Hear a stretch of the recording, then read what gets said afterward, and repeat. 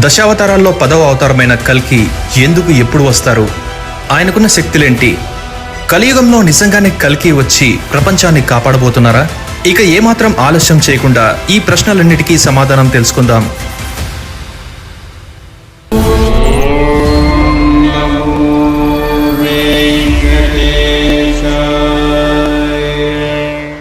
మనం భాగవతంలో కల్కికి సంబంధించిన విషయాలను తెలుసుకోవచ్చు. అలానే భాగవతం తర్వాత కల్కి పురాణం అనే గ్రంథం కూడా వచ్చింది.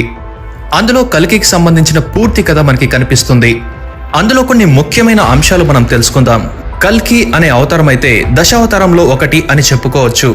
ఆ అవతారం కలియుగం చివరిలో లేదా ధర్మం అదుపు తప్పినప్పుడు వచ్చి ధర్మస్థాపన చేస్తారని పురాణాలు చెప్తున్నాయి. పురాణాల ప్రకారం కృతయుగంలో ధర్మం 4 పాదాలపైన నడుస్తుందని, త్రేతాయుగంలో 3 పాదాలపైన నడుస్తుందని, అలానే ద్వాపర యుగంలో 2 పాదాలపైన ధర్మం నడుస్తుందని, ఇక కలియుగంలో ధర్మం కేవలం 1 పాదం మీద నడుస్తుందని చెప్తుంటారు. కలియుగంలో పాపం అనేది మితిమీరినప్పుడు వస్తాడని పురాణాల ప్రకారం నమ్ముతారు.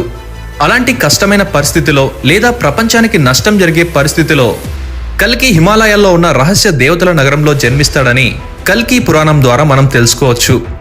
ఆ దేవతల నగరాన్ని చేరి అంతులేని శక్తులను సొంతం చేసుకోవాలి అని కొందరు అనుకుంటే, కనీసం ఆ దేవతల నగరాన్ని చూడాలని కొందరు చాలా అన్వేషించారు, కానీ అది ఎవరికీ సాధ్యపడలేదు.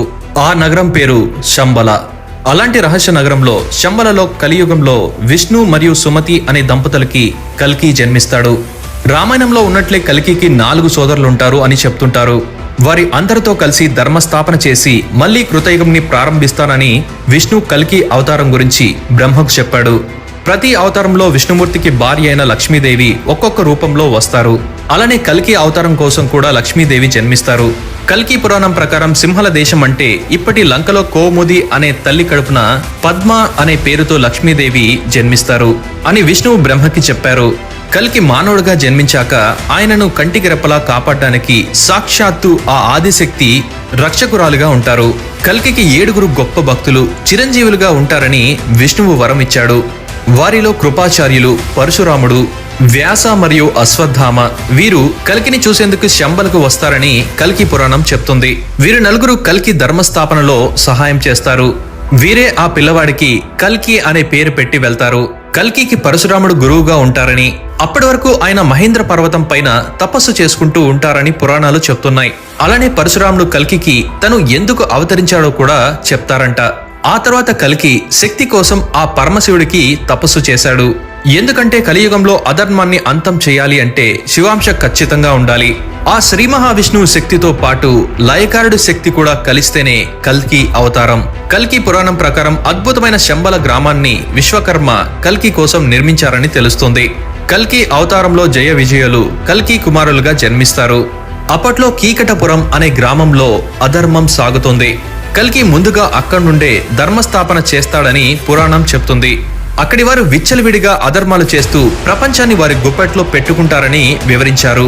అలా అధర్మం చేసే వాళ్ళని అందర్నీ కల్కి సంహరిస్తాడు. ఇందులో భాగంగా తన ముఖ్యమైన ఆయుధమైన ఖడ్గంతో యుద్ధం చేస్తాడు కల్కి.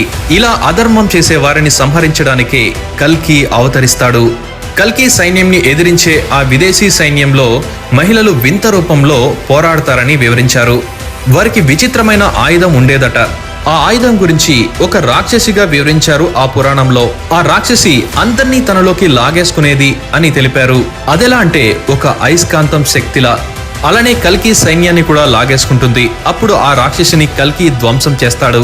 ఆ రాక్షసి పేరు కుదోదరి. కుదరం అంటే పొట్ట అని అర్థం. అన్నిటినీ పొట్ట లోపలికి లాగేసుకునే యంత్రం అని అర్థం. అలా కల్కి కలి ప్రభావంతో ప్రపంచాన్ని నాశనం చేసే శక్తులన్నిటినీ వెతికి మరీ సంహరిస్తాడు. కల్కి శంబలలో 1000 సంవత్సరాలు ఉంటారట. వాయువేగంతో పరిగెత్తే గుర్రం కల్కి వాహనం. ఎంతో ప్రచండమైన ఖడ్గం అతని ఆయుధమని చెప్తూ ఉంటారు. ఇలా దాదాపు 1000 సంవత్సరాల పాటు అధర్మాన్ని సంహరించి ధర్మస్థాపన చేసి కల్కి తన అవతారాన్ని ముగిస్తాడు. ఇది కల్కి పురాణంలో కల్కి అవతారం యొక్క గొప్ప చరిత్ర. ఈ వీడియో మీకు నచ్చిందని అనుకుంటున్నాం. నచ్చితే ఎలా ఉందో కామెంట్ చేసి మా వీడియోని లైక్ చేయండి. ఈ వీడియోని మరింత మందికి షేర్ చేస్తారని ఆశిస్తున్నాం. Thank you.